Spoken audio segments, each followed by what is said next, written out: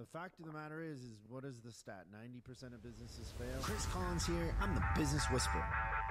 If you want to make $200,000 a year, call me. I can figure out how to get you there. I don't care what you do. You're going to have to scrape and fight for everything. It's going to hurt a little bit at first. I've been a turnaround specialist, gun for hire for over 20 years, fixing businesses of all types. It's really the wrong question is where should I market? The right question is how do I figure out where the hungry crowd is? Being in business for yourself is lonely, and it can be pretty hard. It's all ego and, like, who's got the bigger dick. I hate all that. So I want you to join us, because everyone starts somewhere. I appreciate all that you're doing for the business sector. Am I the Business Whisperer? You are the Business Whisperer. You have to remember, business is war, so let's fuel up and get ready for battle. Welcome, everybody, to the Safe House in beautiful downtown Los Angeles. I am the Business Whisperer. Nobody cares more about you or wants you to succeed more than me, and that's why we're coming from the Safe House, because this is a safe place. I am here to give you marriage advice, parenting advice, but mostly probably what I'm good at and best at is giving you business advice and helping you get unstuck as an entrepreneur. Make sure that you call in and get in line quickly because the phone lines do fill up quick, and we only take so many calls every Tuesday here live. So the number is 833-7-WHISPER, 833-7-WHISPER. Make sure you get in line. I will help you get unstuck, see things in a different way, and I can probably, with just about any business, find you about 3 or 4 streams of income that you hadn't thought about before. We got a great show planned for you today. Of course, we have our dirty business news of the week today, which will be unbelievably fun. That is my sexual fetish. So a lot of people have a sexual fetish like CBT, or what was the one, Tim, you were saying? Squashing? No, sploshing. Sploshing. That is where women will basically roll around in food or press their body into food. And you're into that? I mean, I'm not into it. Really? But isn't it really messy? I'm a foodie, so. You know what? There's 2 things that I don't like.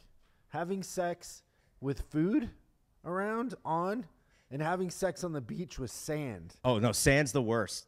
Well, food is right there. If sand is your fetish, I feel bad for you. You get a little cucumber in the wrong spot. No, you shouldn't use. It could leave an impression. I think that's a whole nother thing if you're using a cucumber. This is more like oatmeal.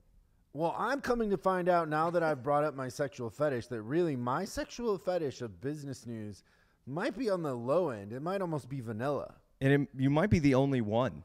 I'm going to try to get it listed on some sites like FetLife and some of those fetish sites as a real fetish. I was unaware that there were sites that listed them all. Oh, yeah. There's like sites for fetishes for sure. Interesting. We'll sign you up. All right. We'll do the sploshing or whatever it is. Your food, sex, and food. I'm not really into it. Also, today, we are going to take your calls, of course, because that's what we do. 833-7-WHISPER. Make sure you call in, get in line as soon as you can. I may have some bad news for you, by the way. I just saw this story. Give me the good news first. The good news is that the bad news is now. And that's that Beverly Hills is considering a ban on all sales of tobacco products. Don't you belong to a cigar club there?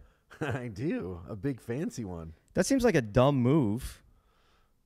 Yeah. First of all, so they're banning tobacco sales? Yeah, because I guess Hawaii's trying to do this too. And Hawaii's taking the approach of we're going to raise the age limit to, I think, like 50 and then 75 and then 100. Over the course of like 3 years. For some reason, Beverly Hills is going to do this as well, so you can't buy tobacco products there. But I think you could still possibly smoke them there. Yeah, I don't know. There's so many powerful people in that cigar club that I'm a member of, like the mayor, a lot of celebrities. I would have a hard time believing that is going to get closed down. If you knew how much that thing cost, it's crazy. Well, the mayor should really fix this problem. I'm sure he will. I'm sure he'll make a call or whatever happens. But the fact of the matter is most of the cigars that are smoked aren't sold there. Like I know the cigars that I have are definitely not sold in Beverly Hills or anywhere that well, I don't know how to say that without getting in trouble, but not a lot of places are selling Cuban cigars. Well, they can't, right? Right. Legally, you can't. So Yeah, so I don't have them. no, you don't have Cuban cigars. No. No. Nor would I ever smoke one. No. I mean, Because that would just be endorsing Cuba. where would you even buy that? There's so many bad things that happen from smoking a Cuban cigar. Yeah, exactly. Socialism. Yeah. Meanwhile. Well, thanks for the good news. Well, it turns out it is That's good crazy. news. It turns out it is good news because they don't sell them there, so you can still go to the club. Yeah, I'm sure that club is immune to a lot of rules because I looked into opening a cigar club downtown here, and I had a lawyer reverse engineer all the rules, and basically they get away with a lot of stuff that you can't really do because they're grandfathered in, Yeah. which really is what I'm saying is that a lot of important people are members there. Yeah, so they that won't make allow a phone call. Yeah. How does that work if you're going to start a business? You can't even compete with other businesses that are grandfathered into certain regulations and laws. Yeah, so the problem with having a cigar club in California is that you could technically do it if it's a membership club, but your employees can't be there. So you have to make your employees members, and then you can't really pay them. It's a weird thing. So the whole thing is hung up on employees. You can't have employees around secondhand smoke. What if they're volunteers? Yeah, well, I think that's what ends up happening. Yeah. If you're not grandfathered in, so then you just pay them with a bag of cash or something, or how do you do that? I mean, pay them with Boy, like... we're giving out a lot of bad advice. You know right what? Off the top of the show. Well, this isn't advice. This is discovery, I guess. I don't know. I don't know. Maybe you just pay them in gift cards or something. Yeah, but you're still paying them, and they could come back like 50 years later and say that they died from the secondhand smoke. I'm not going to be alive then. It's fine. Yeah, I wonder too. Like that's the thing too with cannabis clubs, right? Like they can't open because of the same thing. Well, yeah. So a lot of them, from what I understand, is that the way they get around like people using credit cards and debit cards and all that stuff is a lot of these clubs will like use, I'm talking about the dispensaries actually. They use a system where you can use your credit card to actually pay for what you're buying, but it comes up as you bought a gift card. So they actually use your credit card to fund a gift card, and then that gift card pays for it. Sneaky. There's always a way around. Sneaky. There's a few people that are joining us online. Hopefully that will fill up here. Okay, so last week we did not get to the list. Do you remember this? The book list, right? Yeah, the book list. And so I want to go over the Amazon book list because there's something that really, really upsets me, and it's funny too because I have a couple friends that are New York Times bestsellers, and they look down on me because I'm an Amazon bestseller. But I've had guys come to me and be like, "We can make you a New York Times bestseller. It costs $200,000. Here's what we do." And then it might not work because at the end of the day, do you know the New York Times bestseller list isn't a bestseller list? It's a curated list. So like people that, like for example, Jordan Peterson had the best-selling book all last year, but because he's Canadian or something, they don't rank him. Bill O'Reilly had the best-selling books for years. They never put him on there. I don't care if you like Bill O'Reilly or not. If he's selling the most books, I want him on the list. I want the list of bestsellers to be the list of bestsellers. Now on Amazon, when my book was a bestseller on Amazon, it's because it sold more. It's not a curated list. It's not a popularity contest. There's no politics. It's more people hit the buy button on Amazon than anywhere else in that category. And I think I was number one in like 5 different categories. Now, when you say curated lists, like they choose the ones, or is it also that people can go out and just purchase a ton of their own books and make it happen? Well, that happens too, but even then when you do that, there's somebody in a room going, I don't like it, or it's too right-wing or too whatever. And so they very much curate the list. And so they even say on there that it's a curated list. It's a disclaimer on the chart. So all you New York Times bestseller, I know it works in a room full of morons, but to me, when I hear that, I'm like, oh, you paid for that because that's what happens. Yeah, that's what they're doing. They're paying to be on the list to be able to say they're a New York Times bestseller. In reality, their book could be complete crap. Yeah. And also, like, I was sitting once with a New York Times bestseller, and he was giving me a hard time because I wasn't a New York Times bestseller. And when he told me how many books he sold or bought or whatever, I sold more in a week than he did on Amazon. And it's crazy. I hate bullying. Yeah. He's like bullying you. Oh, or wouldn't you call it like shame? Well, he's shaming you. That's a fetish too. Is that it was humiliation. Humiliation is what it was. Is that one of yours? It can be if you want. I mean, I don't want it to be. Wait till Diamond's here. You know, when Diamond gets here, I'm going to disappear for a bit. Oh, every time we talk to Diamond, I feel like I need to take a shower. Okay, so let's talk about these books. So we're going off the nonfiction list, and some of these books I have read, and I'm gonna save you the time of reading them, and some I haven't, and they wouldn't even make it in the queue. So the first book on here is Michelle Obama, Becoming. Have you read that one? I have not read that. That doesn't seem like a business book to me. Well, they just do nonfiction. Oh, got you. So then the second book is Educated by Tara Westover. And the story behind this book is kind of interesting in that, let me read the description to you. So Tara wasn't your garden variety college student. When the Holocaust was mentioned in history class, she didn't know what it was. That's because she didn't see the inside of the classroom until the age of 17. Public education was one of many things that a religious fanatic father was dubious of, believing that it means for the government to brainwash its gullible citizens, and her mother wasn't diligent on the homeschooling front. So I don't know what, she's self-educated. That's great. My mom tried to homeschool me in second grade. It literally lasted like a week, minute. And I was back in school. But ironically, you're more self-educated now. Yeah. My parents, my stepdad and my mom definitely thought I should go to Christian school. So I went to Christian schools through 8th grade. And then became the hellion I am now in 9th grade. But I don't know. I felt like there was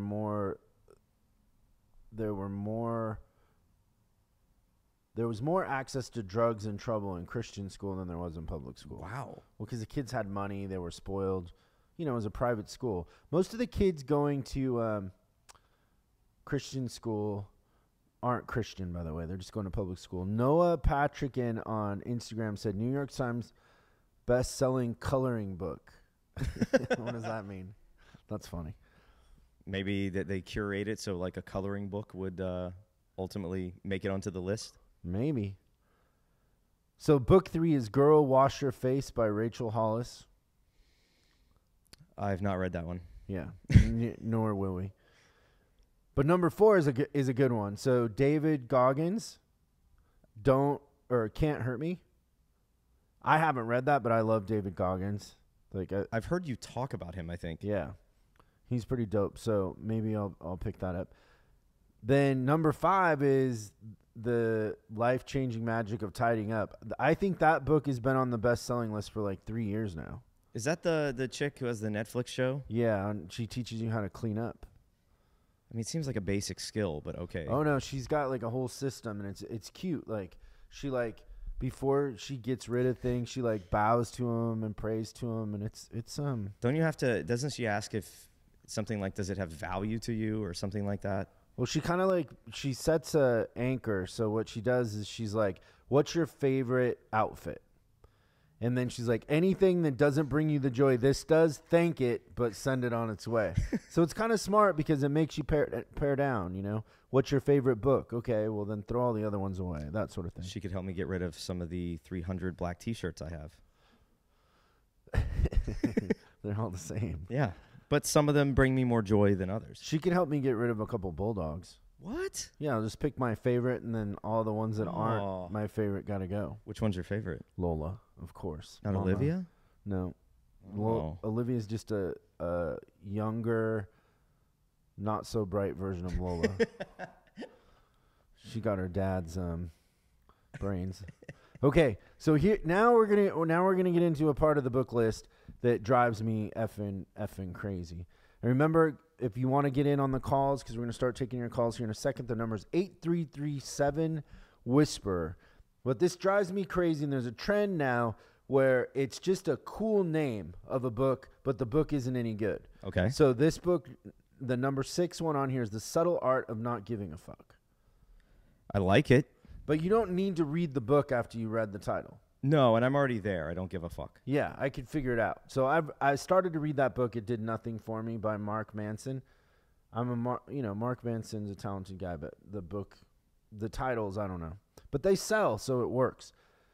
Then number 7 is Bad Blood by John Carreyrou.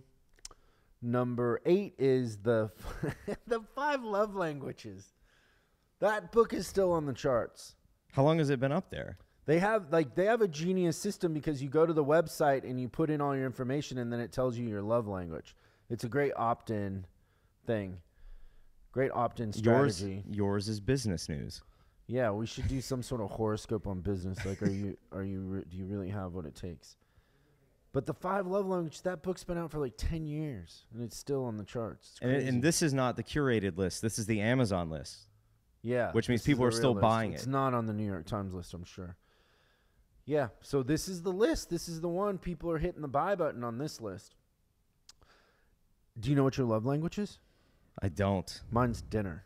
Really? Yeah, dinner. That's a language? Well, what do they say? I don't.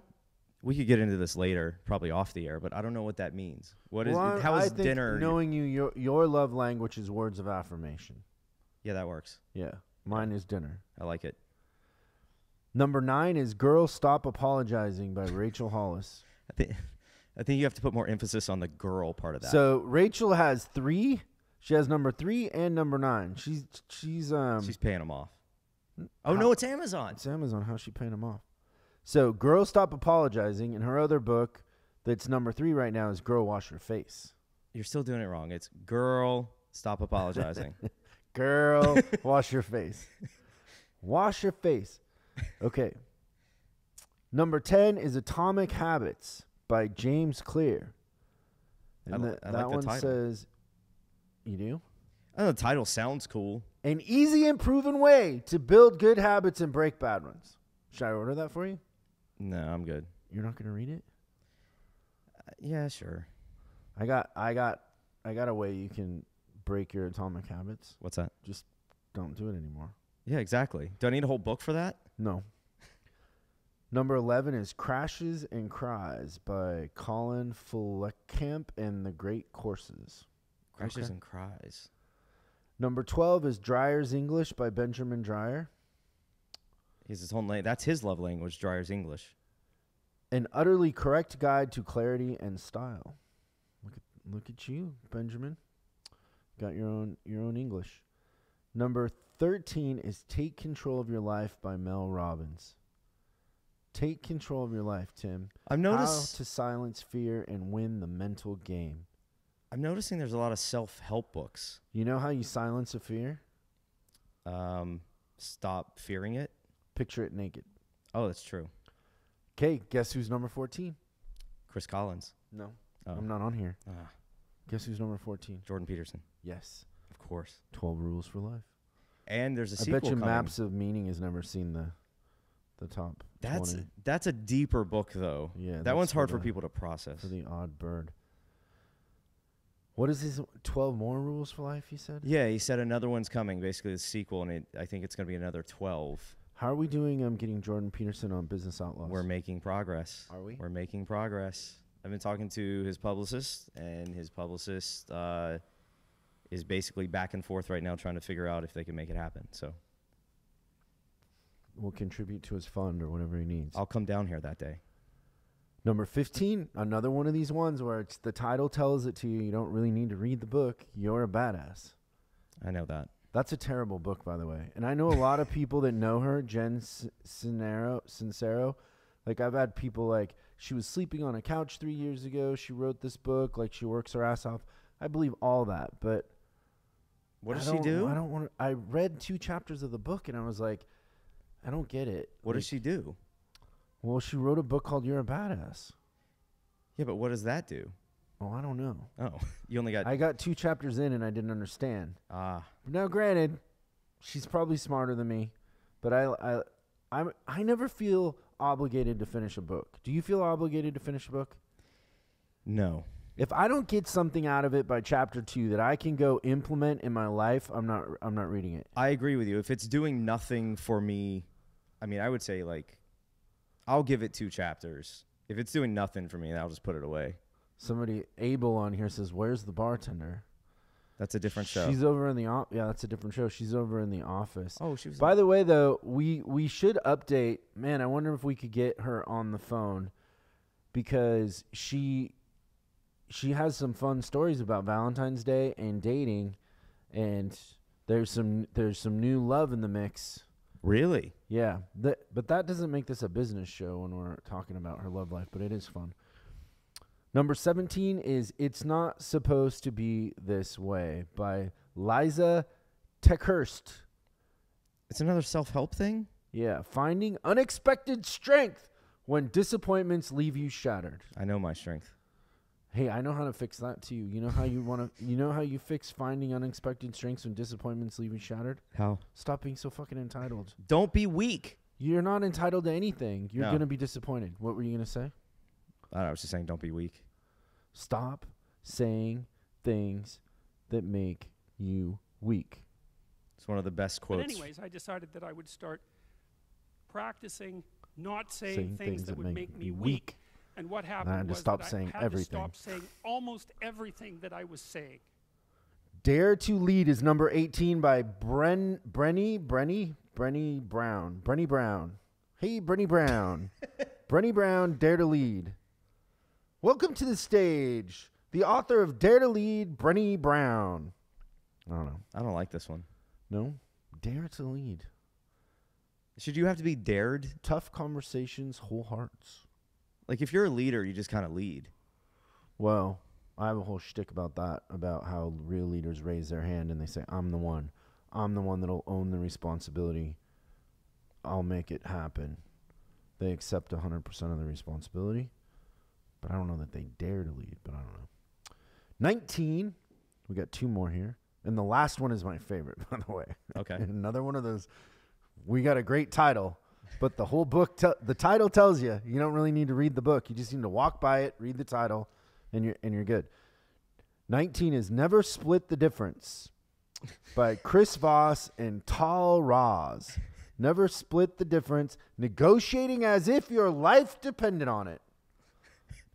Whatever that means. Negotiating as if your life depended on it. Okay. And this number 20. Your favorite. Drum roll, please. Unfuck Yourself by Gary John Bishop. Oh, anti-masturbation book. No. I think this is like getting out of problems. Oh. You want to know the subtitle? I'm not the Unfuck brightest. Yourself. Get out of your head and into your life. I love these titles. Oh man. Have you read that book? No. I wonder if not- it's effective. You know what book I'm reading right now? I do not. I got a bunch of them going on. Man, I pick up my phone and I get a zillion texts. But this book, didn't I tell you this on Sunday or did I not tell you this? I love this guy. His name is Michael Morell. Oh, yes. You did tell me about this book. So he's a former director of the CIA. And I'm fascinated with all things secret society and CIA. So I'm reading his book, which is called The Great War of Our Time. And it's fascinating, some of the stuff he talks about in there. Some of the meetings with Trump, too. Like, fascinating. You were saying he was on the plane with Bush during 9/11? He was with them. Bush was the first president that made his daily briefer, and Michael was the guy who briefs the president every day. W. Bush was the first one to make that person travel with him everywhere. So he was always with them. And then when 9/11 happened and there were, they ditched all the senators and congressmen and press and everybody with the president. But Michael and I think one other person stayed with them, but they were flying around and they took him to a secret location and all kinds of stuff. It's fascinating. His stuff with Trump is fascinating too. Yeah. Gotta read that book. It's great. By the way, I know we have a Then- caller that's waiting, but what is the tequila we're drinking?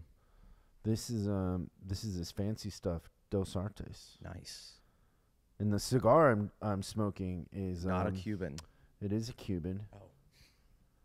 Habana right there. Ramon something. They're my favorites. They're not that popular, but they're my favorites. So you're saying we have a caller? Should we do that? Oh, he's been on hold a while. He's ready. Okay. Nick, how are you doing? Hey, good, man. How about yourself?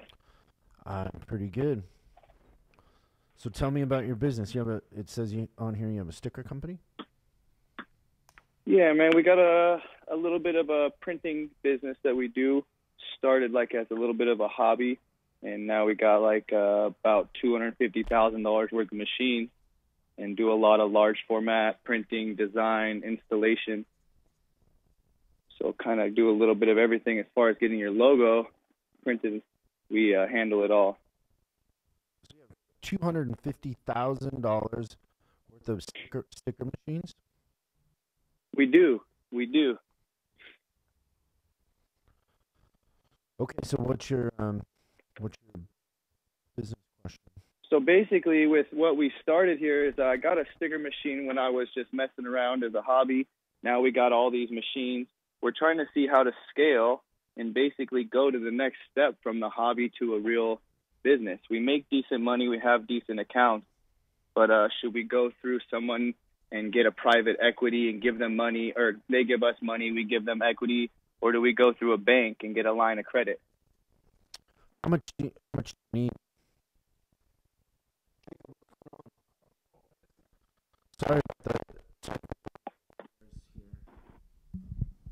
How much do you need? What was that? How much money do you need?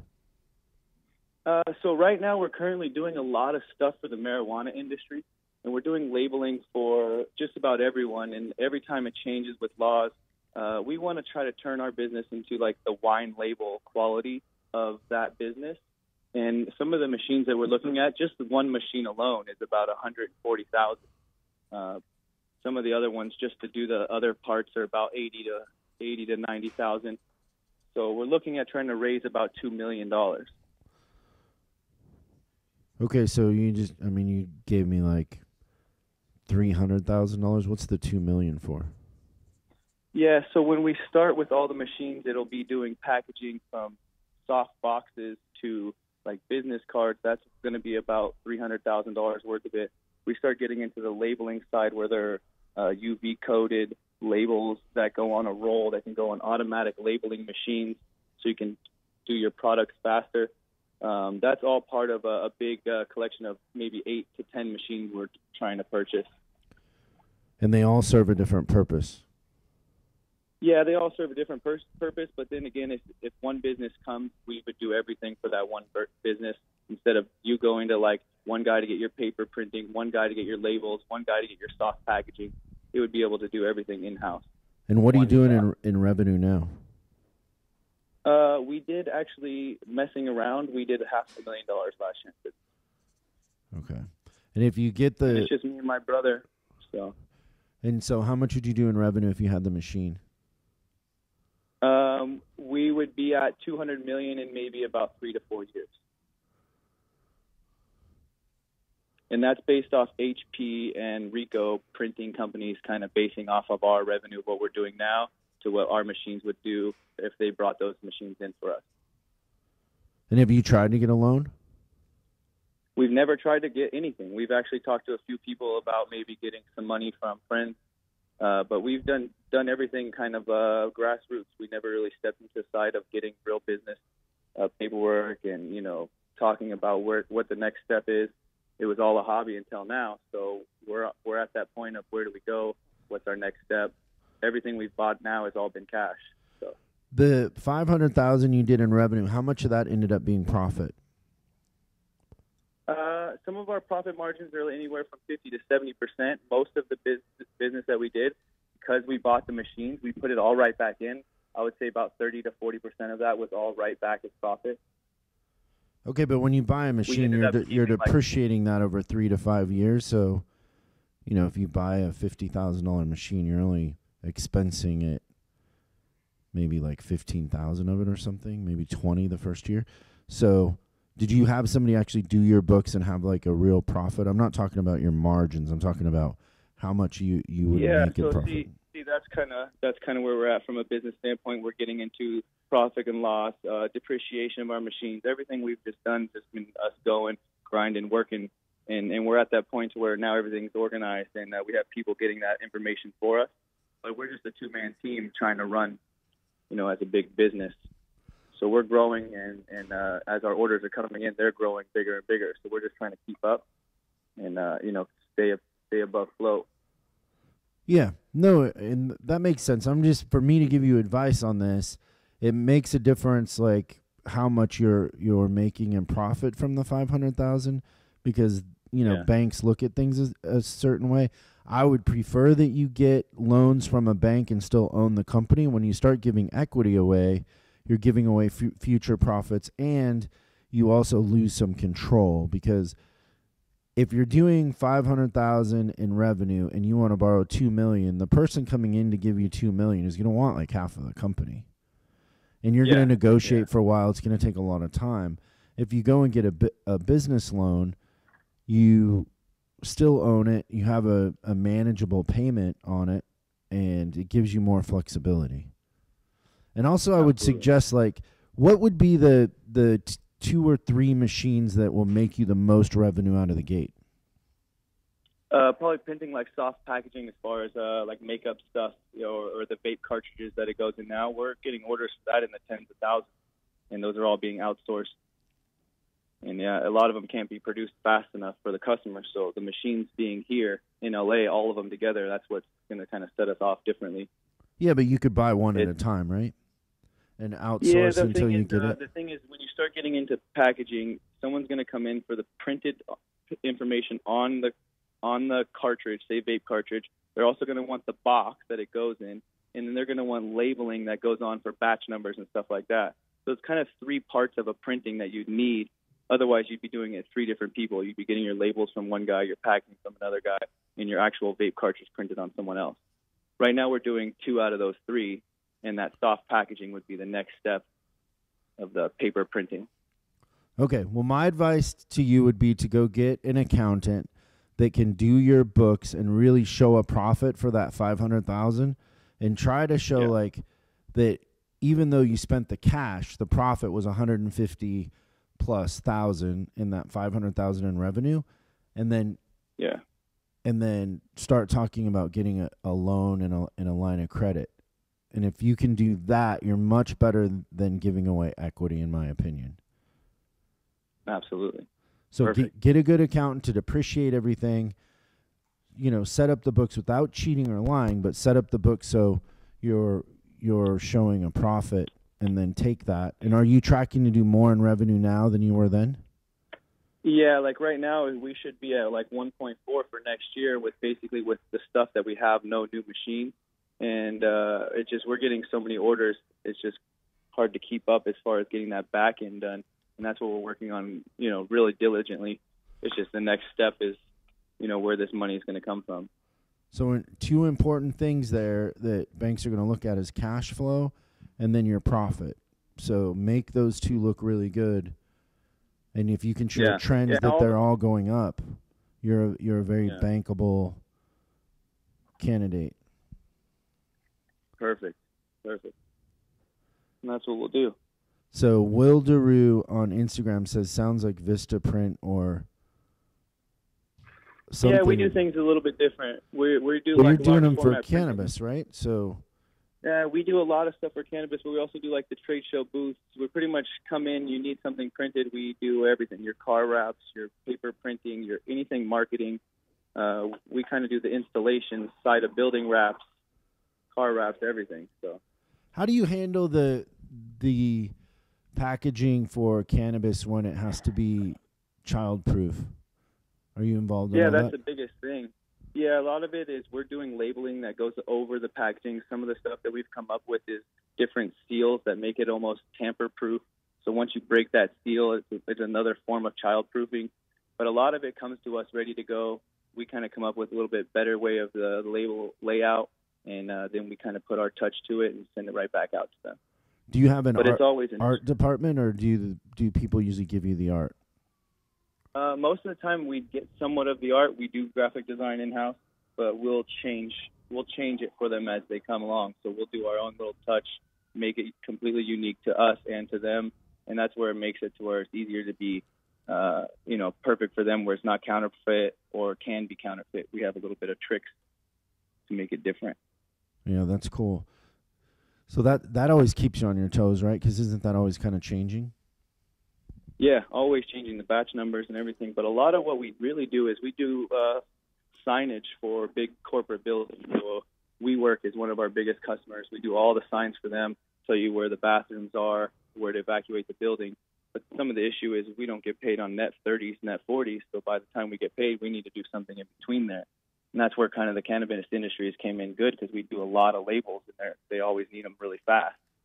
It helps out with the cash flow in between. Yeah, that's cool. Do you know anybody who does printing of T-shirts where they can print all over the T-shirt, not just the front and the back? Yeah, absolutely. Like, there's just different ways of printing. People do sublimation.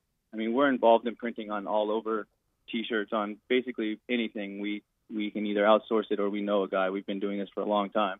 But a neighbor right next to us, downtown LA, full sublimation shirt, printing front and back, no problem.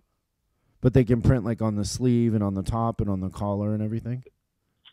Full color shirt all the way over, just like you see in the stores.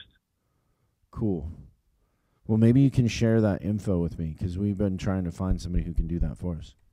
No problem. That's something super easy, right a couple steps away. Cool. And all we would need is just your graphics, something we'd be able to help you with, or you can send to us. We'll send to him. He'll print the sample. We can get it to you, approve it, and run as many as you need. Awesome. Well, that didn't work. We're having little microphone problems here, Nick. I'm sorry. But, okay, well, I hope that helped. But, bro, if you could not give away equity and you can get a loan or a line of credit, that's the way I would go. And there's a lot of banks out there that will loan on your receivables or will loan on your sales. So I would go that way. I would even pay a higher interest rate to not give away equity if I was you. Yeah, I think that's the move. Especially with the chance you have to scale. Yeah, absolutely. The printing business is already inviting us all over to view things. So we're seeing printers that no one else is seeing. Yeah, it sounds like you're at the forefront. Well, that's cool. Thank you. All right, man. Well, I appreciate it. Okay, let us know about the T-shirts. Absolutely. If you look us up on rarebird.com, and the I is the one, rarebird.com, and we can get it going for you. Okay. I wrote that down. Thank you. Okay, thanks, Nick. Check. That sounds better. So all that was just the cord? I love that cordless microphone. I feel like Tony Bennett or something. Like you're doing a show in Vegas? Yeah. Tom Jones. I love Wayne Newton. Wayne Newton. You have a Wayne Newton vibe. You both have like jet black hair. Really? What? Are you just throwing rocks? No, that's a compliment. That No, dude's it's not. If you're 75, it's a compliment. First of all, he's like 90. Well, can't you just compare me to him? Can't you say I'm like a sexier version of Bon Iver or something? Somebody modern? I'm the bearded Kanye West. You're a bearded Kanye West. Yeah. You really are. Man. I've actually started listening to more Kanye West since I've been working with you. Really? Yeah, and I don't know if that's because every time I come here, you're playing Kanye West. Every time? But not every time, but like a lot. You're like that bad ex-girlfriend. You never say you love me. Hey, did you know the number is 8337-WHISPER? I see we're getting some calls. Make sure you call in. I do always think that it's better to borrow money than to give up equity in your company unless somebody is providing you huge value or they're bringing something to the table. I think it's always better to borrow the money and pay it back than to give away a piece of your baby.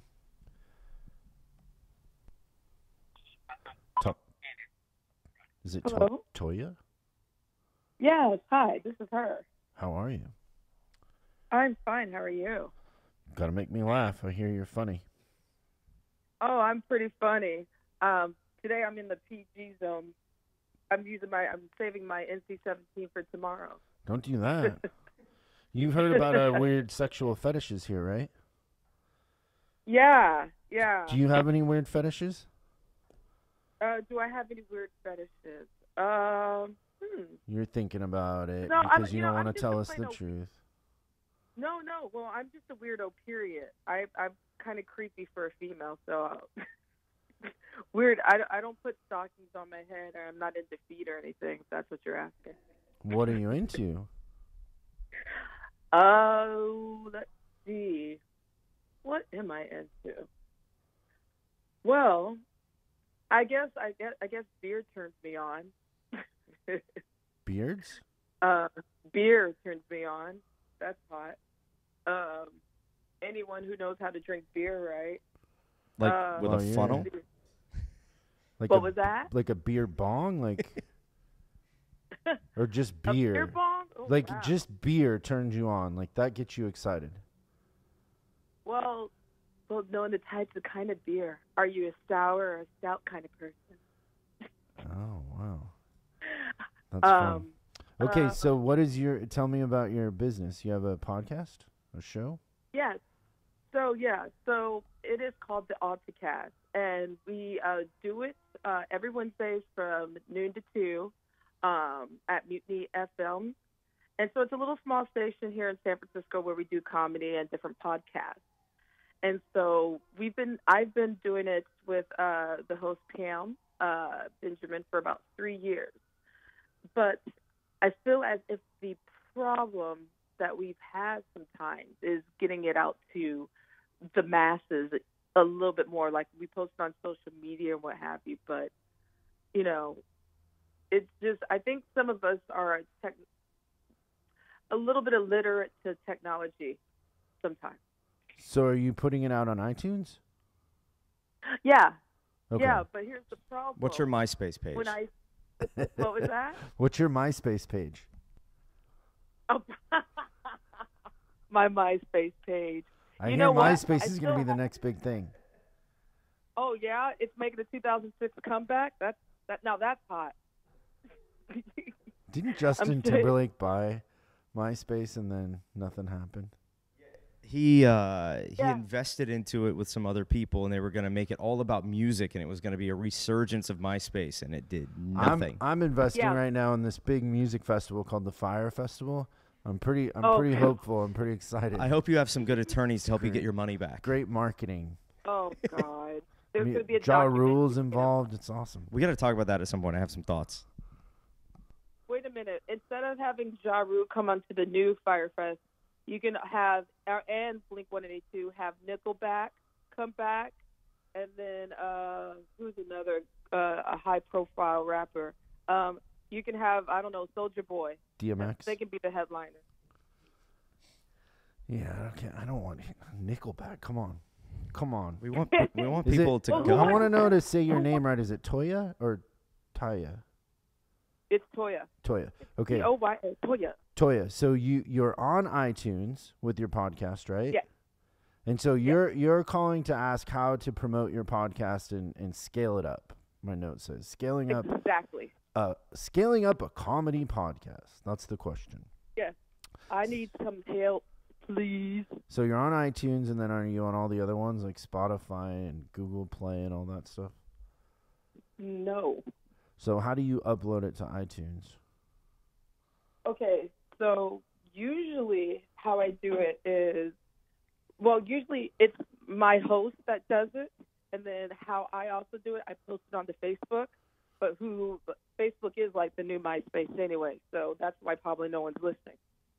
And then how I also do it is through Messenger, where I manually go through everyone I know via social media and manually send them my podcast, which is horrible, slow process, and I don't know what the hell I'm doing sometimes.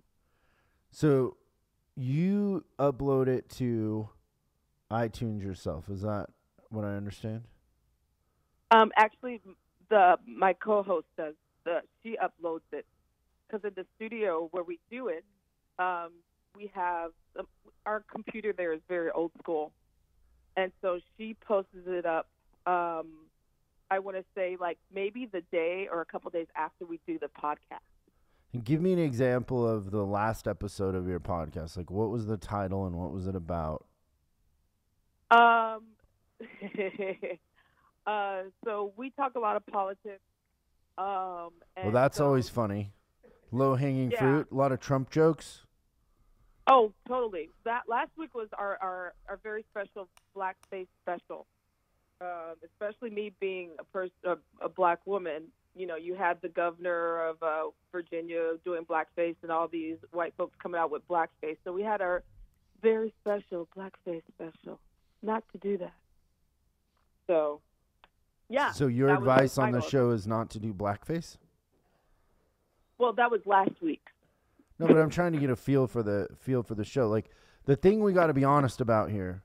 Okay, Toya, you and I got to be honest with each other for a second, even though you weren't really honest about your sexual fetishes, because beer is not a sexual fetish. You don't know that. No, I know that. I am widely considered an expert on sexual fetishes. But that being said, we have to agree on something together, me and you. Right. We got to come together on this main truth. The podcast market is saturated. Overly saturated. So me and you, are trying to cut in to this podcast market that is saturated. Every dick and whatever has a podcast. Like, everybody you meet, they're like, I got a podcast. Will you come on my podcast? Like, to the point where Big Mike and I on Outlaws, we don't even call it a podcast. We call it the Big Show. Because podcast is almost a dirty word anymore. Because it's like, you know, it's very nerdy and clicky, the whole thing. So look, if you didn't want to be on my podcast, you could have just told me off air. I don't want to be on your podcast. It's funny, like, I get all these DMs, will you come on my podcast? And then I'm like, well, how many downloads do you get? And they don't reply. But I was on a big podcast yesterday that'll come out next month that gets like a million downloads or something. What was the thing called? The guy's really cool, Clay something. I'll look it up. But me and you, Tanya, right now, we're agreeing together that the market is saturated, right? Absolutely, yeah. Okay. Everybody and their mama has a podcast. So then, is talking about blackface and politics anything unique that's going to cut through the noise?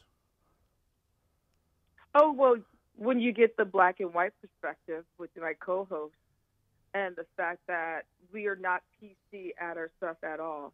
Like, the thing is, we're not safe on what we say or do. We disagree because she comes from a different background as I do. What's her background? Or I'm sure go ahead. What's her background? Well, she came from a rich white Christian family here in California. I come from a middle-class family in the Midwest. Me being a person of color, she comes from a two-parent racist home. I come from I'm a child of divorce. Do we know they were racist? What was that? Do we know really that they were racist? Oh, yeah. Her dad likes to send racist memes and stuff all the time. Ooh. Nice. That's okay. Yeah. When I say nice, I don't mean nice. I know you don't. Sarcastic, nice. Okay. Yeah.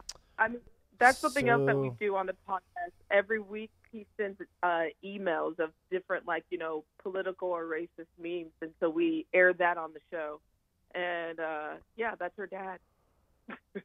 Okay, I think you need a better way to describe that, a better elevator pitch, because although everything you're saying has the beginning of something interesting, you don't have like a one or two sentences that really sums up the theme of the podcast. So just work on that. Like, you got the right idea at the start of it. But I think the quickest way to scale a podcast is to have guests on that have followers. So, like, I can tell you that when we had Mike Tyson on Business Outlaws, we got, zillions of downloads and we grew in subscribers. When we had Dame Dash on, we grew. And so every time, it seems like every time we have on a celebrity, we grow a huge clip. And so we were even talking about today just having somebody for us full time that was just chasing guests. And so guests, I think, are the key. So going out and profiling young comedians that are coming up and having them on the show and having them fit into your theme is probably the best way to scale. We've definitely done that before. But and we do that quite often, actually, because, it's called the AltaCast. That's what it's called. I don't understand what that means, though. Well, that is, I guess, the alternative perspective of what we talk about or to what mainstream media wants you to be PC about. It's very vague. It's what we went through, or we started calling it. Toya, I'm not that smart, but it didn't resonate with me what you said before about you being black and from the Midwest and her being the white kid of racist parents is a better tagline. Can I suggest a name? Yeah. What was that? Can I suggest a title for you? Tim here, our producer at large, has a title. Try it. What about blackface and bad dad jokes? Because you said he sends jokes constantly. Blackface and racist jokes. Yeah. Blackface and racist jokes. Okay, I not mean, a you fan. gotta. That's fine. No. So yeah, let's go We're back. brainstorming. Let's go back to the fact that we are in a crowded market, and you got to cut through, right? So you got to be a little more polarizing. And so, what is Absolutely. What is the name of it again? The AltaCast. Yeah, it doesn't make any sense. That sounds like a fetish. Yeah. All ass. No, I'm giving you this advice out of love. All jokes aside, I think you need a better pitch. I think your ideas are good, but you're not telling me exactly what it is. Like, I think, Toya's from the Midwest and Brittany's from Orange County. Like, I don't know. Tell me the story the way you told it to me in the beginning, and then have lots of guests on and have them talk about that theme. Like, control the theme. And then get some sort of software like Pippa or something that puts it up on everything. Well, I did recently download, what is this on the station thing. It's this new app that one of the guests suggested that we start doing, which I haven't played with yet. What is it called? It's like it is called, let's see, I think it's called On or something. It's a new app that one of our guests told us about, where he puts his stuff up on there because he also has a podcast. It's called Stationhead. Excuse me. Get Pippa or one of the bigger ones. Get a real one. Pippa isn't that expensive. It's not the best of all of them, but you'll get up on everything. You can track it. You can sell advertising. You can do mid-roll, pre-roll, and all that. So I would do that. So my first suggestion is get some big guests on there. Hunt them down and cross-promote. Give them stuff to cross-promote with. So, like, everybody that comes on Business Outlaws, we give them pictures. We give them video clips that make them look good. We give them copy. We write the copy for them so they can easily post it on their social media. That helps. But that's the game, is getting other people to share it. So will you try that and then check back with me? Oh, hell yeah. I just got to find some famous people. Well, really, in a fetish. Next time we talk, you need to have a fetish. I actually do have a fetish. What is it? Threesome. Threesomes? That is it. So is it another girl and a guy, or is it two guys? Oh, no, two guys. Too much sword fighting. Two guys is your fetish, or two guys is too much sword fighting? Two guys is too much sword fighting. Oh, so you like the girl and a guy? Yeah. I like it diverse. I like it. That's a good fetish. Okay. That could be the name Toya. of the podcast. I like it diverse. I like it diverse. See, now we go. There we go. like that. Now we're with. I redeem myself. Yeah. Okay, Toya. That works. It's Dirty time. business I gotta news. go. But follow up with me. I'd love to hear more about the podcast. Absolutely. And come take a listen on Wednesdays, noon to 2. It's the AltaCast. We will do. Thank you. So it is time for the Dirty Business News of the Week. Remember, the phone number is 833-7-WHISPER if you want to get on today. But the beautiful Miss Diamond is on. Diamond. Hi. How are you, darling? Ooh, Good. I'm so good. It's so good to hear your voice. I would like to inform you that the rate is now $15.99. If you approve, please hold. Your holding and not saying anything is consent to the raise in price. Okay, good.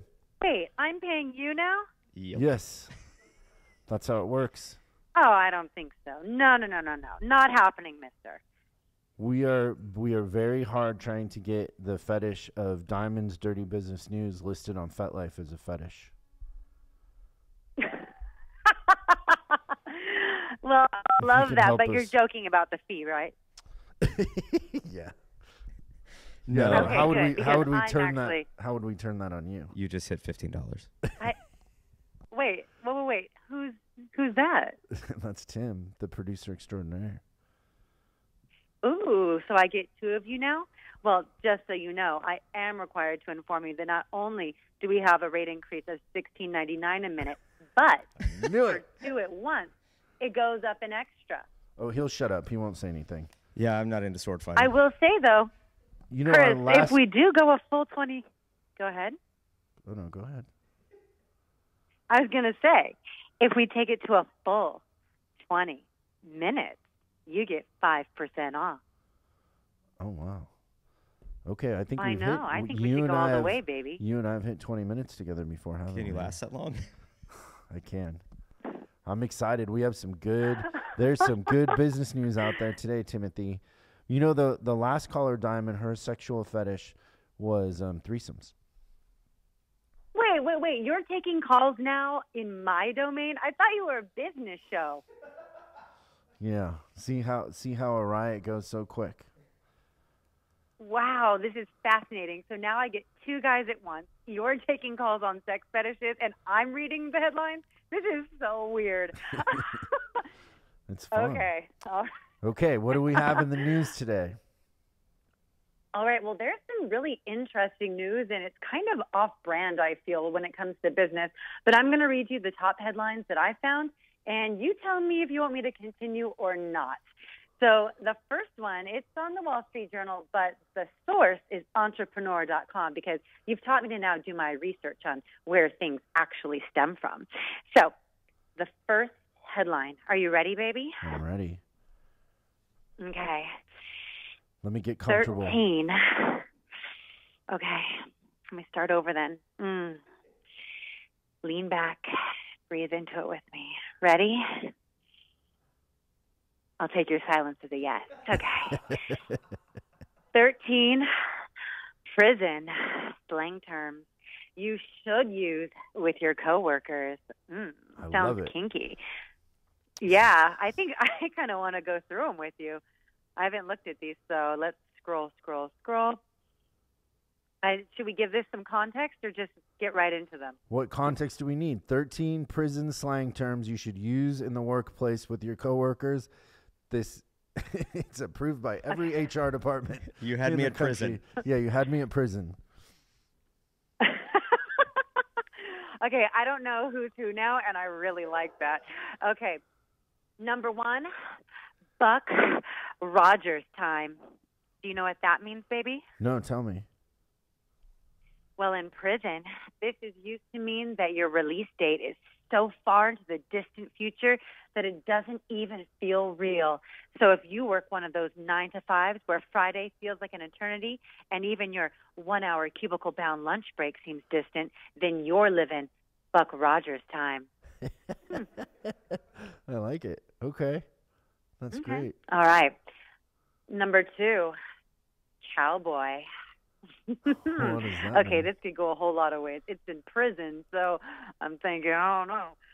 Okay, spell cowboy backward. What is it? YOBWOC. Yeah. Apparently, this is an acronym for young, obnoxious bastard we often con. Basically, that translates to your unpaid intern. Do you have interns over there? No, I've never been a fan of interns because I feel bad them working so hard for Would free. you consider Tim your cowboy? No, I wouldn't. Please don't. Okay. Would Tim consider you his cowboy? You better not. No. All right. He's more my Number Wayne 3, Newton. I think I like this one. That's What does that mean? I don't know, but it's not a prison slang. That's not a term. prison term. But does sound very gay, just FYI. Okay. Number 3 is ear hustling. I almost feel like that's a little bit of what I do. Okay. Ear hustling. We all have that gossipy, nosy coworker who spends more time listening in on your phone calls and butting into the Monday morning conversations you have with your work friends. He is ear hustling, which in prison means eavesdropping without permission. Wow. Even so, there are a lot of commonalities between prison and the workplace because that happens a lot. I have some ear hustlers in my office that would rather not be left out of the gossip than actually just get work done. They spend more time being worried about being left out than just working. I have a feeling, though, just because I feel like I know your personality pretty well, that you're not too much of a gossip. You're probably actually discussing work-related items. Yeah, I usually No? ignore gossip. Okay, number 4, dry snitching. I don't know yet, but this sounds super painful. Oh, God. I just clenched. Dry Okay. snitching? I'm afraid to read this, Chris. Don't be afraid. Okay, here we go. I got you. In prison, dry snitching means to snitch indirectly, oh, thank God, by talking in an excessively loud voice or drawing attention from the guards or offering some information but no names. Dry snitching is snitching for cowards. Instead of just telling on you outright, a dry snitcher in the workplace speaks loud enough so that your boss or supervisor can hear what he or she was going to tell on you for and gets you in trouble anyway. Snitches in prison, snitches in the workplace. Same thing. Mm-hmm. Snitches and stitches, baby. That's right. All right, number 5. Okay, OG. I didn't know this was a prison thing. I thought this was a gang thing. But you know what an OG is, right? Yeah, original gangster. That's right, baby. So OG, an original gangster. In prison, this is a respectful term for someone who's been in the joint for a long time. In the work world, this is someone who's been with your startup for more than 3 months. For more than 3 months. I don't know if that considers. That's a life sentence in some startups. Some startups, Really? Is that? I mean, you're working 24 hours a day sometimes in a startup. Yeah, you're OG. 3 months. Okay. Wow. All right. I guess that would make me an OG. We're only at 6. Yeah. Original gangster, Chris. I like that. All right. Number 6 is a road dog. All right. Now, where I'm from, a road dog or a roadie is like when you take a bunch of, like a tall can in your car with you. But let's see what it means in prison. So this is your homie. It's the guy you walk with during rec, who you share your commissary with, and the guy who has your back in a riot. Ooh, I was like, I want one of these. He's the one who doesn't rat on you for staring at internet memes all day. So, Chris, who's your road dog? You are, Diamond. You're my road dog. I'll take that, baby. I'll take that. I like that. Number 7 is wolf ticket. Wolf, like the animal. Okay, let's see what this says. When an inmate sells wolf tickets, he's talking shit without backing anything up. He's just selling wolf tickets. Same thing in the office. This is the coworker who says he'll close the client or make the next big deal, but spends his day scrolling through Facebook because he's doing, quote unquote, market research. I know a few people like that. Yeah, that's funny. Yeah. There are some real commonalities between prison and the workplace. I guess so. All right. Number 8 is a bug. In prison, this is an untrustworthy or unreliable prison staff member. You don't want to get too close to a bug. They're untrustworthy and don't have your back for a second. This is that person in the office who always looks through the stall door to see if you're texting in the bathroom and then turns you in for it. Wow, that sounds like a... Nobody should be looking through the stall door. To see if you're texting. Yeah, What? that sounds... I don't know That's that I have. pathetic. I don't know that I have Voyeurism. an employee that doesn't text all day. Maybe I need to Really? get one of those. What are those called again? A bug. Maybe I need a bug just walking around making sure people are working and not texting. I don't know. The bug is the untrustworthy person. So I think you need an actual spy. Maybe I could do that Says for my you, but I think says I might my be road bugging dog. at No, this you're point. my road dog. Yeah, I got your back, boo. All right, number 9 is a cellie. So in prison, this is not a phone. This is the person you share your cell with, your actual prison cell. This could be kind of sexy. At work, it's the guy or girl in the cubicle next door. They share your pain. You commiserate when work gets tough, and your boss keeps threatening to take your stapler. That's your Sully. Hey, Sully, how are you doing today? Yeah, I guess you do need someone to share your pain with. But, I mean, I watch a lot of movies and TV about prison, and I just feel like isn't there a lot of conflict with the cellie? Like they try to do things to you while you're sleeping, or I don't know. I've heard that is the case. Yeah, sometimes they try to make you their wife. Yeah, can I ask you a personal question, Chris? Sure. Have you ever been to prison? No. Have you ever been to jail? Nope. Holding cell? Have you ever been to jail? I mean, just like overnight, they let you go the next day, like drunk in public or something silly like solicitation, but nothing like hardcore. Did you? All right, number 10. When you were in jail, did you make it to second base with anybody? No. Your silence says yes. No, I had to think should I have about said it. I third had to base? think about it. Did you make it to No. third base with anybody? It's really. What it's about really a base weird clearing when you're- home run in jail? Did you have a base clearing home run? No, those skanks are pretty dirty. You don't really. What don't do you really think wanna they do were anything. saying about you? Dude, I was the baddest bitch in that joint. Okay, let's Did you be get in real. a prison fight? No, I mean someone did throw an apple at my head once, but I think they were coming down off meth, so I'm not sure. Ooh, yeah, there's that too, right? I was arrested once Yeah, when I you was pretty much- 16. Everybody that I Yes, was with this is what I want. ran except for me and one other guy. We were idiots. Like, I don't know, it was junior high, 9th grade graduation or something. Maybe it was 15. We had this guy who was in his 40s, but he was mentally disabled, but he would buy us beer. Uh-huh. And so we all pitched in. We got a case of Corona. We hiked down to this place called Black Creek. We're all sitting on the bridge. Ooh. And then I look up, and there's cops on both sides of the trail going out. So I'm like, oh, Was look, the 40-year-old there's cops. weirdo with you? Yeah, he got in a lot of trouble for buying us beer. Oh, That was not, yeah, I felt bad. no. So my other friends ran down the creek. 'Cause they thought like they makes total sense. But by the way, nobody got away. But I didn't run, and being Irish and having half my family in the fire department and the other half in the police department, they had a pretty good time with me. So the cop that arrested me handcuffed me. He told me, "Wait till you get to jail. Have you ever been ass raped?" He said all this stuff. I'm not kidding. Like I'm 15 or 16 in the back of this cop car, he's handcuffed. Scare you straight. I Like, I could have seriously? cried.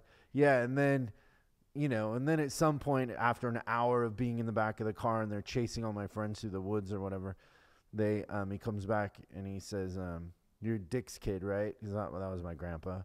His name wasn't Dick. His Okay. name was Richard, but I don't know, back then people called people named Richard Dick. I never understood that either. Yeah, I know. And you know, my uncle's name was Dick too. So when people would call, Jesus, they would two call dicks, my one grandpa's family? house and they would say, "Is Dick there?" I would say, "Little Dick or Big Dick?" And I was 5 Okay. saying that, which is. By the way, I'm terrible. starting to think with all Chris, this dick talk, we should charge her.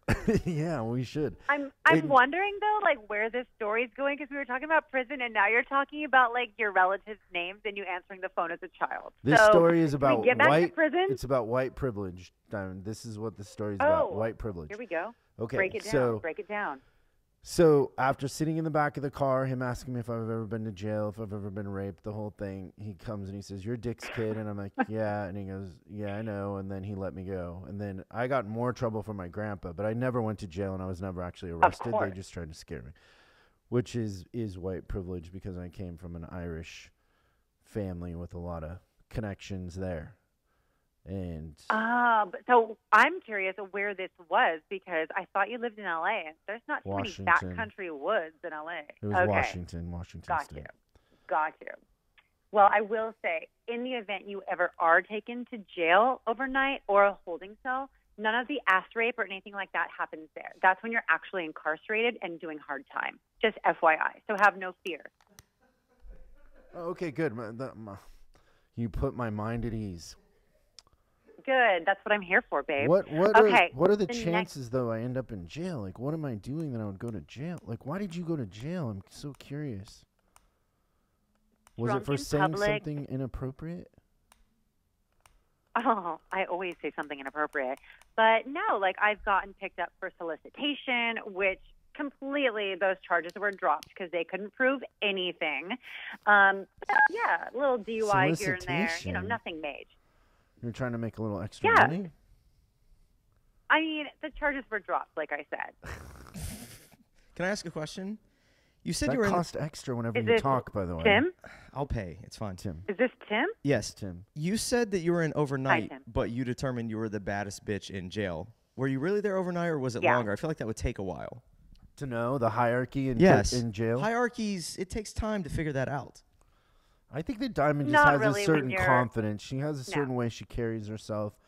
She's Yeah. a bad bitch when in you're every room an she's alpha in. female, that's the point. Yeah, it's like you can just tell by scanning the room, whether it's a bar, whether it's a fucking Starbucks, whether it's, you know, a prison cell, who the baddest bitch You is. definitely are the Straight up. baddest bitch in any Starbucks. I'll give you that. Okay. Thank you. What's the next? All right, can we go on with the list? To I feel like recap we're really for everybody, digressing. we got to tell people the name of this. So the title of this is Prison Terms That You Should Use, Prison Slang Terms You Should Use in the Workplace. Did I get that right? Yeah. Okay. So far, we have Buck Rogers time, cowboy, ear hustling, dry snitching, OG, road dog, wolf tickets, bug, and Sally. And the next is fresh fish. Oh, I remember this from Shawshank Redemption. This is in prison, new inmates. At your workplace, the recent college grad with no work experience. Did you do any hazing to the new guys? For the fresh fish, I Chris? support it. But, you know, I don't really, Okay. I'm not usually spending a lot of time with the new guys. Mm-hmm. Number 11, holds the keys. I know this Whoever one. holds the keys. You do? Yeah, What? because my cousin is a prison warden, and he told me all about Wait, this. what? Yeah. Then why aren't you telling me what all this means? Well, hold the keys is fascinating. It really is fascinating. But read what the description is there. Whoever holds the keys is the shot caller for that prison yard. At your office, it could be the janitor who literally holds the keys, or it could be the IT guy, because let's be real, he has all of your emails, and there go controls your life. That's a genius Is that connection. accurate? Yeah. So what my cousin told me is the person that holds the keys kind of like runs that gang, and like, so say the Latinos or the Aryans or whatever it is, there's somebody who holds the keys, and they're the ones that make the calls and kind of control their population. And so a lot of times, instead of like going directly at the people, they will go to the person that holds the keys, and they will keep everybody in line. And so it's a, you know, you're the leader of that gang, I guess. How do you or- acquire such keys? Like, is it something you come into jail with, or is it something that gets passed on like a baton in a relay race? I don't know. I don't know that part. Well, we might need to do a little homework and circle back to this next time we connect on the phone. Yeah. I'd love to know how to hold the keys. All right, number 12, house mouse. Oh, this sounds real kinky. Okay. In prison, this is the inmate. Oh, no, this isn't kinky at all. Who maintains communication between prisoners and the deputies.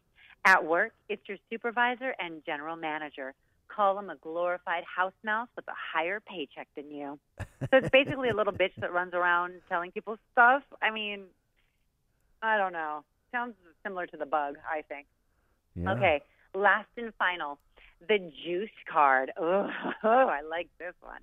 Okay, holding a juice card in prison means that you can get out of some real trouble. It means you have some sort of influence with guards or even other prisoners. This works in the office, too. It might be that you're tight with the CEO and your boss knows it, or you could have a juice card because you're legitimately a good employee who actually knows how to work and you earn respect the old-fashioned way. So it's basically someone with carte blanche, maybe? Is that what they're saying? Yeah. It's funny how close to the real workplace this is.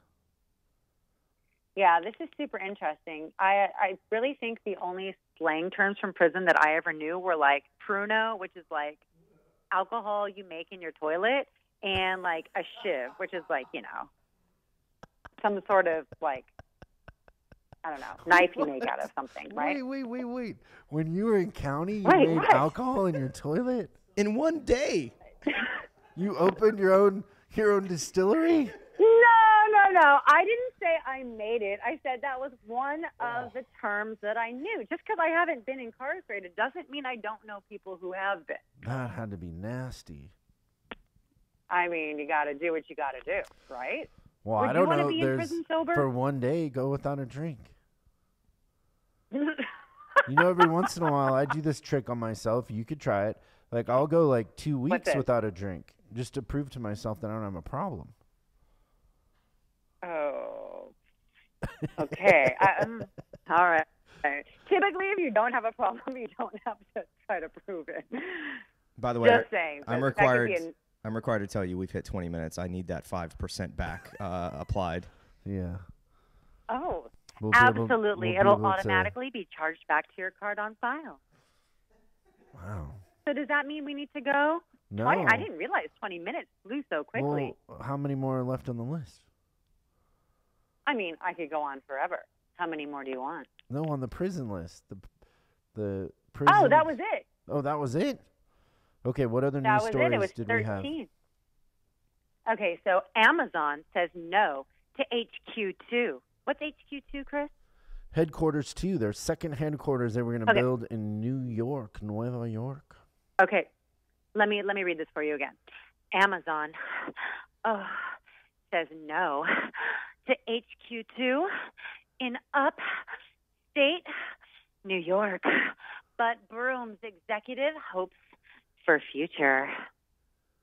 Wow, they're pulling out. What's she a senator or Congress? The one that wants me to pay 70% taxes? AOC? Is that her name? Alexandria Ocasio-Cortez. Yeah. She's a congresswoman. So she said, I think she said, I don't know. This isn't a political show, so our political facts could be wrong, but she was part of the reason why they pulled out, because she was giving them a hard time because they were giving tax credits to Amazon. Yeah, she said it was a good thing. Yeah, she said that she saved this New York billions of dollars or whatever. But they were tax credits. Okay. It's credit on future revenue. It's not like they were writing a check for $2 billion to Amazon, and basically you cost 25,000 jobs, some of them very, very high paying. So pretty careless political move, I think, on her part. But Amazon, man, they did not hesitate. They were like, okay, fine. See ya. Okay, let's do one more, Chris. Okay. I have no idea what you guys are talking about. All right, then you ready? neither does our audience. Okay, so fake milk is real news as synthetic alternatives threaten traditional dairy farms.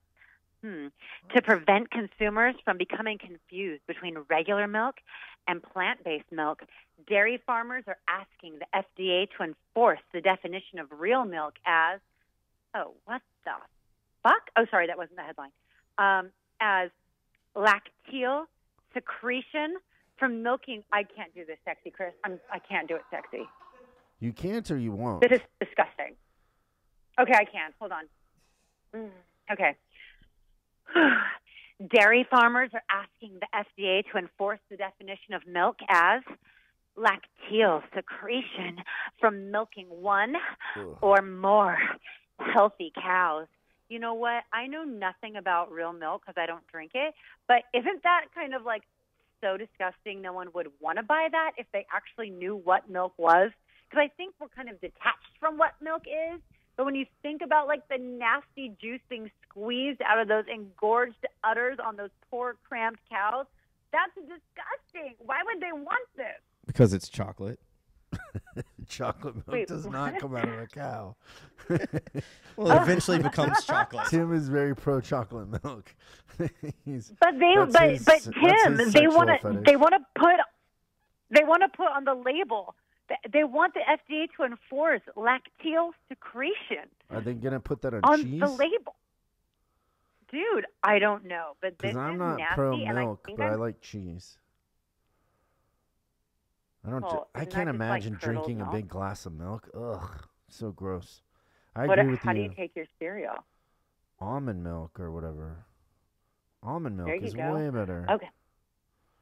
Yeah, well, I just don't want lacteal secretions from anyone unless it's like possibly one day my own, because I did hear that titty milk tastes good. But I don't know.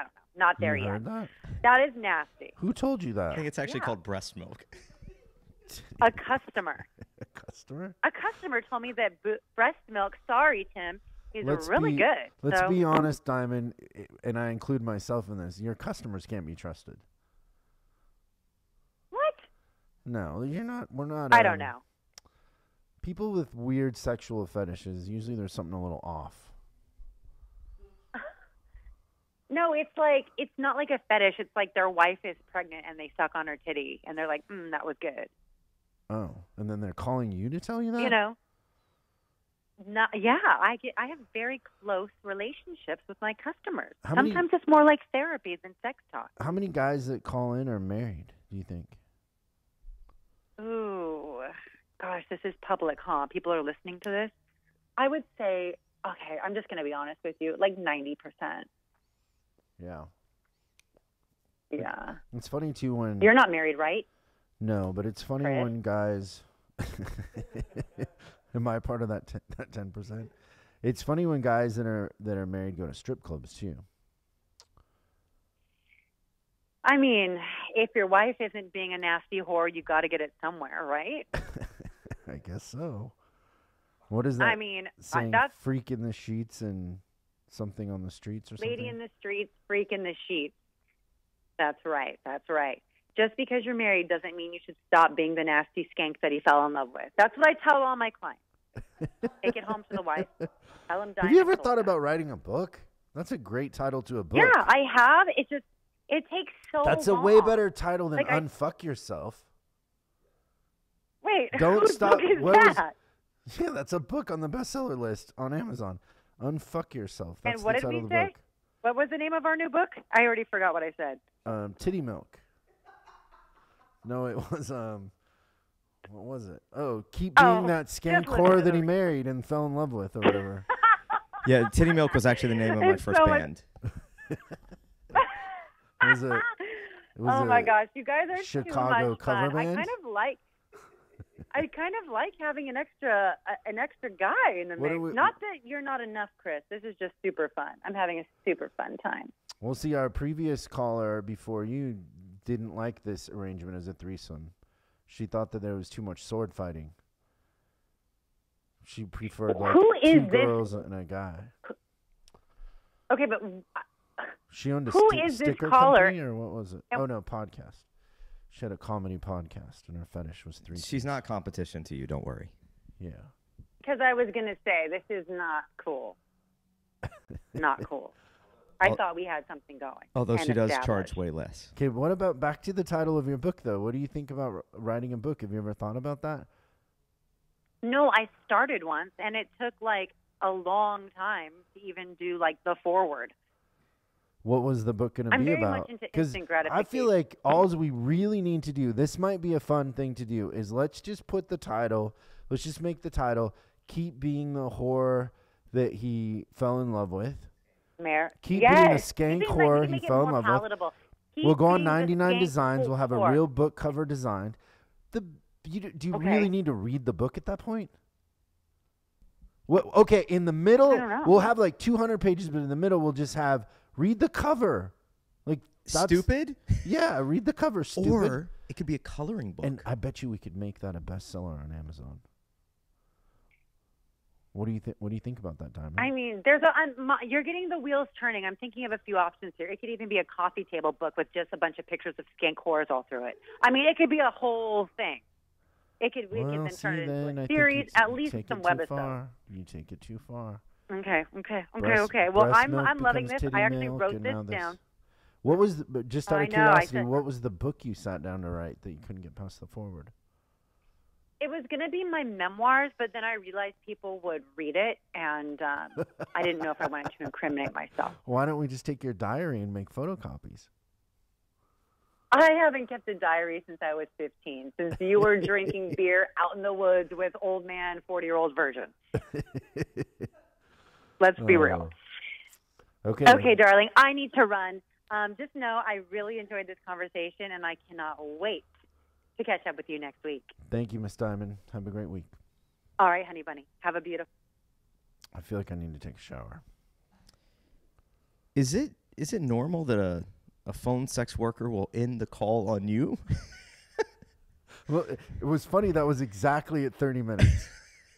Does something happen at 30 minutes? Maybe Cinderella turns into... Does she have another client lined up or something? Maybe. That could be it. Maybe they're on type. Does anybody out there in the audience that calls sex lines know how that works? Do you make appointments like we do, or do you just call randomly? Well, eventually you'd want the same girl, right? Or do you always want variety? Well, we have a standing appointment because we wanted the same girl. Well, how many times are we going to explain our fetish to a different girl? Yeah, it gets that might be funny, but it's too complicated. Now I'd feel like I was cheating on It's something Diamond. that weirded out by it. Yeah. It's funny. Golly. I just like, what do you think about that idea, though? Should we try that? I think that's a brilliant idea because based on... Unfuck yourself. You're a badass. All these book covers. Let's put a business book out there called Keep Being the Skank Whore He Fell in Love With. I think it's brilliant because we live in a world now where people are just like headline readers. So most people will buy the book based on the title. They're going to get the book, and they might read a page or two, and they're just going to put it in the shelf, and it's going to be sitting there. We could put it could be blank pages, and I guarantee you would still sell it. Well, you know, the stats are that if the book's over 200 pages, only 5% of the people read the book. Really? Yeah. So we'll make it 200 pages. We got to do this. Do we cut Diamond out of this? No, we got to put her name on it. We're not going to put our name on it, are we? Yeah, we probably should put her name. Well, what authority are we to teach somebody how to keep being the skank whore that they fell in love with? Yeah, because if it's like area of expertise. Keep being the skank whore that he fell in love with from Tim and Chris is very different than from Diamond. Oh, man. I love it. It's a great idea. I think we spent $900 on that call. We got 5% back, though. God, it's so funny. Like, my office in accounting has just got to be like, what is he doing now? Like, some of the stuff I do. Yeah, but you own the place. I know. But it's funny, some of the charges they see that come through. At this point, do they even question them, or they just pay No, them? they still do. They're still, you know Mama Bear. She's still a little passive-aggressive with that. She gets a good laugh. She'll say it's not a big deal, but then... I would love to hear what she tells her husband or her friends. Hopefully, listen to the Business Whisperer. Yeah, but just think like business outlaws and all the stuff that happens here. We had to spend $9,000 on a new bong. Yeah, exactly. It was a business expense. Do you know that story? I sort of know parts of it.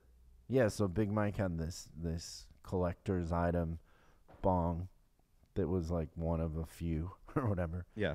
And then it's in our trust here because during Business Outlaws, it's what he smokes out of, right? So anybody watching this, so we have a show, Business Outlaws, that I do with my best friend, Big Mike, and he is in the cannabis industry.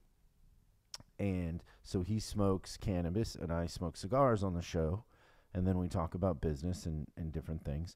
And they were cleaning his bong before the show and they broke it. Oh.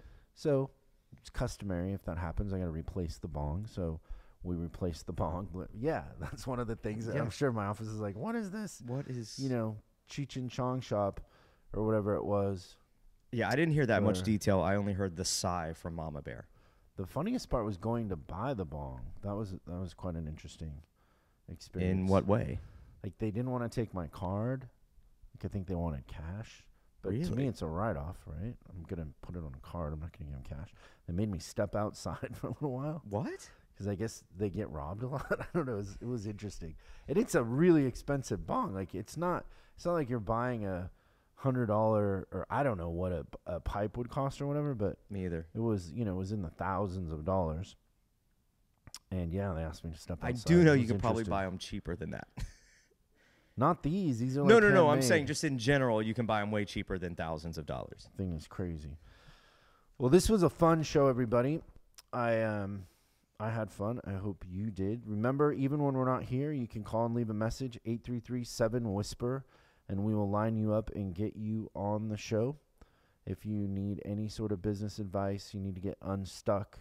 If you have a business idea, this is the home for you.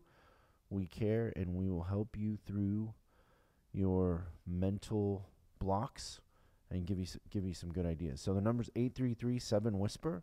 We're here every Tuesday live.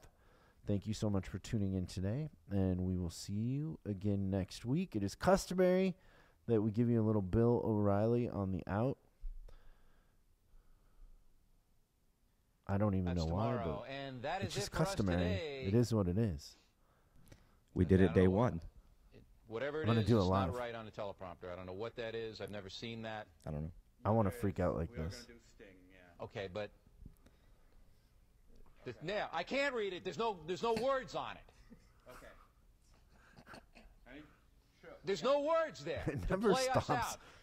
What not does that being mean? funny. To play us out. And if people out there have never seen the video, look it up. Sting is going to do, it's a video. Sting video.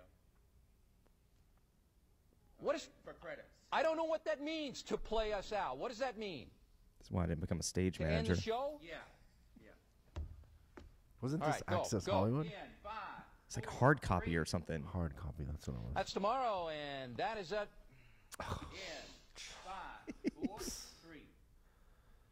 That's tomorrow, and that is it for us today. And we will leave you with I can't do it. We'll do it live. I've been going on some of these morning We'll shows. do it live. Yeah. Fuck it. A lot of the news anchors Do it control live. their I'll write teleprompter it and we'll do it with their live. feet. Yeah. Fucking It's probably thing better. Sucks. Really? Sorry, I didn't mean to step on Bill. He's yelling right now, aren't you? That's tomorrow, and that is Something it for fell. us today. I'm Bill O'Reilly. Thanks again for watching. We'll leave you with Sting and a cut off his new album. Take it away.